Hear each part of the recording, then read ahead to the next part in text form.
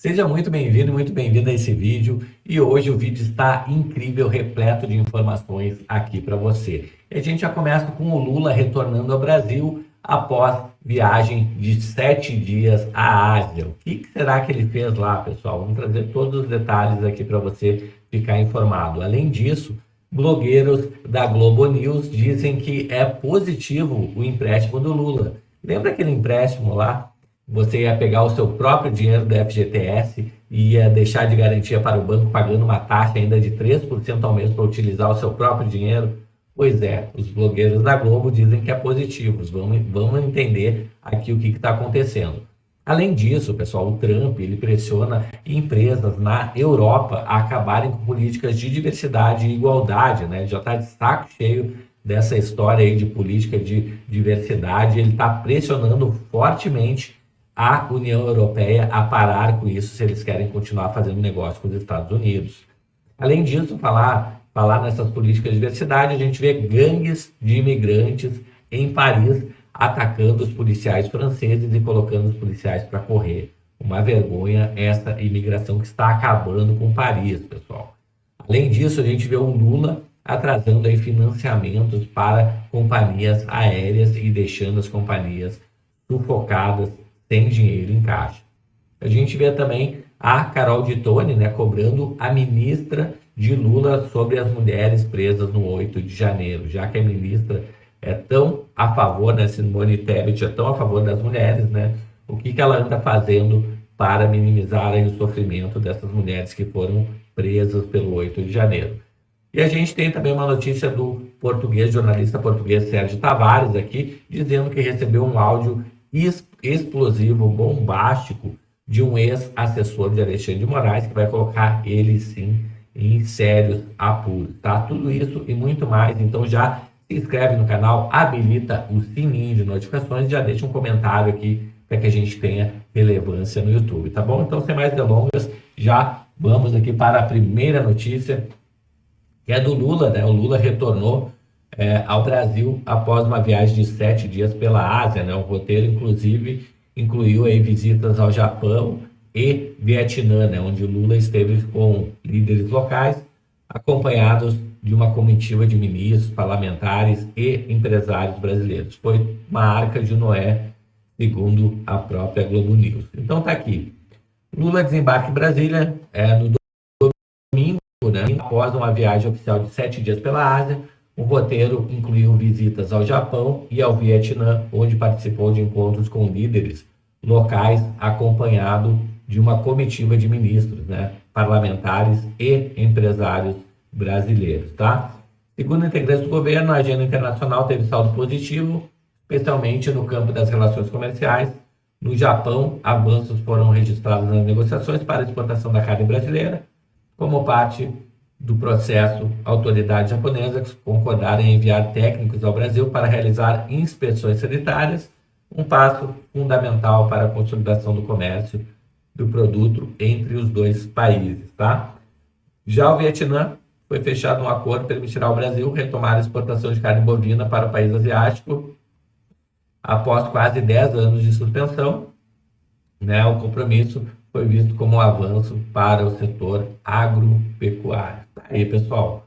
Viagem do Lula ao Japão e Vietnã, né? Em vez de estar fortalecendo os laços com os Estados Unidos, que é 100 vezes maior que esses dois países juntos aí, né, para consumir a nossa carne, não, né? O Lula ideologicamente vai para o outro lado do planeta, em locais pequenos, por assim dizer, o mercado pequeno, né?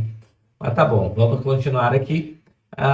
Pessoal da Globo News, né, Matusa lá, falando que o consignado do CLT é uma medida positiva, mas houve falha de comunicação do governo. Vamos ouvir aqui, pessoal, o que a gente tem que ouvir, né? É possível, Eric, mas queria entrar em alguns pontos antes da gente juntos avaliar essa situação. A gente vive num país em que 70% dos brasileiros têm uma dívida e uma dívida cara. São dívidas, na sua grande parte, com bancos, são dívida em sua grande parte para pagamentos de contas de luz, Então, a gente tem que se lembrar que a gente vive num país em que a grande maioria das pessoas vive em muita dificuldade. Então, quando surge a possibilidade de um empréstimo bem mais barato, que já é a prestação que a pessoa paga num acordo com o 3% ao banco mês é de um bem novo mais barato, olha empréstimo, isso. isso para a economia O e do seu para a vida da próprio dinheiro. pessoa tem um efeito positivo, porque ela consegue melhorar o perfil da dívida dela. Então, ela toma um outro empréstimo com juros muito mais baixos e ela deixa de ficar numa encruzilhada, pelo menos no primeiro momento, ela deixa de ficar numa encruzilhada de uma dívida impagável e passa a conseguir respirar, levantar o nariz para cima da superfície da água para poder conseguir honrar com as suas dívidas. Então, a gente tem muitos brasileiros que se endividam para pagar conta de luz, para pagar uma necessidade muito básica. Tem gente que se endivida para fazer compra de supermercado. Então, a priori, o programa não é ruim. Quando vem um programa do governo transformando, dando chance aos brasileiros de melhorar o perfil da sua dívida, isso é positivo. Onde o governo erra, na minha opinião? Quando o governo colocou na rua o Desenrola, que era justamente a mesma ideia para as pessoas trocarem de dívida por dívida mais barata, houve uma divulgação de um curso em que a pessoa, para conseguir renegociar a sua dívida, ela fazia um curso de educação financeira.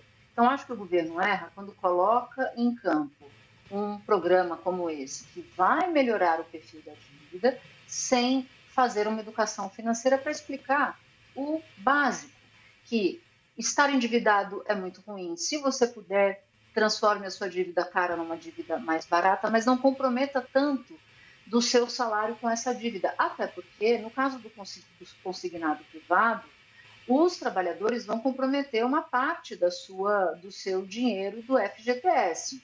E aí, se ele for ficar usando esse recurso e fizer empréstimos muito alongados, ele vai continuar numa situação de muita dificuldade. Então, num primeiro momento, a medida é positiva, mas ela precisa prestar atenção em outros pontos para que essa corda não estoure do lado mais fraco. Então, acho que na comunicação do governo faltou, sim, um engajamento para que as pessoas não se endividassem. Tá aí, pessoal. Então, ela acha positivo o governo ficar cobrando juros de 3% ao mês para a pessoa utilizar o próprio dinheiro que está retido lá, sendo que o governo deveria liberar, sim, esse dinheiro que fica retido no FGTS, ou pelo menos, né, reajustar ele pela taxa Selic, né, pessoal? Hoje o FGTS rende menos que a poupança, ou seja, mês após mês você vê seu dinheiro sendo literalmente destruído, né?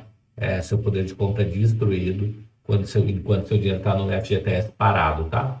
Então vamos lá. Trump pressiona empresas na Europa para acabarem com as políticas de diversidade e igualdade. O Trump não aguenta mais essa história de política de diversidade, essas políticas da esquerda, né? E ele está pressionando fortemente, pessoal, fornecedores e prestadores de serviços do governo dos Estados Unidos, né? Então, eles estão pressionando aí a Europa. De acordo com a reportagem do Financial Times, o governo dos Estados Unidos enviou uma carta para grandes empresas europeias informando que devem cumprir uma ordem executiva do Trump que proíbe os programas de diversidade, equidade e inclusão. A carta foi encaminhada pela Embaixada Americana em Paris e por outras situadas em outros países ao redor da União Europeia. O título do documento é Certificação sobre conformidade com legislação federal antidiscriminação aplicável. O texto informa que as novas regras que baneiram os programas de inclusão e equidade dos Estados Unidos também se aplicam a empresas fora do país, caso essas sejam fornecedoras ou prestadoras de serviço ao governo americano. Ou seja, acabou tanto nos Estados Unidos quanto ele quer acabar com qualquer empresa, essa questão da diversidade em qualquer empresa que preste serviço para os Estados Unidos. Então isso é muito grave e abrange muitas empresas multinacionais. O jornal francês Le Figaro publicou cópia de uma carta em seu site, informando a ordem executiva 14173, encerrando a discriminação legal e restaurando oportunidades baseadas no mérito, assinado pelo presidente Trump. Se aplica a todos os fornecedores e prestadores de serviços do governo. O Departamento de Estado deve certificar que não operam nenhum programa de diversidade, DEI, que é a sigla da diversidade, e que viole quaisquer leis antidiscriminação aplicáveis. Então, o que o Trump fala é o seguinte, pessoal, agora acabou esse negócio que tu vai ter uma vaga de emprego porque tu é de tal cor, de tal tamanho, de tal etnia, de tal opção sexual. Não existe mais isso. Agora é exclusivamente por mérito. Se a pessoa tem mérito, ela deverá ascender na carreira. Se ela não tiver mérito, deverá ser contratado ou ascender na carreira. Se ela não tiver mérito, não vai interessar, tá bom? Caso não concorde assinar esse documento, agradeceríamos se pudesse fornecer as razões detalhadas que encaminharemos aos nossos serviços jurídicos, diz a mensagem. Tá aí, pessoal. Então, Donald Trump mostrando para o que veio para acabar com toda essa ideologia da esquerda que acaba corroendo a sociedade ocidental. Tá? Próxima notícia aqui. Policiais franceses fogem após serem atacados por gangues de imigrantes, pessoal, na zona proibida de Saint-Denis, em Paris. Olha isso, os imigrantes botando a polícia francesa para correr. Olha que vergonha. C'est la folie. C'est la folie. Regardez comment ils vont casser les voitures des policiers. Ils sont de l'Aïd, wesh. Non, c'est pas carros vrai. da polícia, ó. Aqui fugindo, pessoal, indo embora. Nos voitures à Lima. Nos Que vergonha voitures. para a França, hein? Nos voitures à Lima. Que Ta voiture à vergonha Lima. para a França. La police, elle part. Vergonhoso, pessoal, vergonhoso. Eu acho que corre risco desses policiais franceses. C'est la Em função folie. de toda C'est la essa folie. palhaçada Regardez. global, não ter nem arma, né? Capaz de eles só terem um cacetete aí para enfrentar todos esses imigrantes aqui furiosos aí, para você ver a forma que acaba acontecendo nos países quando liberam essas imigrações aí por ideologia, tá? Vamos pegar aqui, próxima notícia.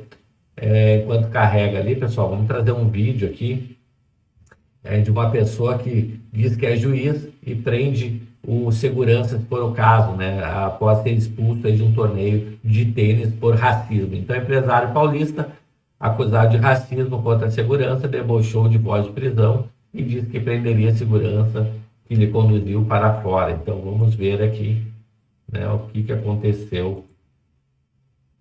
Vim aqui, vamos vir que nós vamos sair no tapa agora. Ai, se puder, bando de bosta.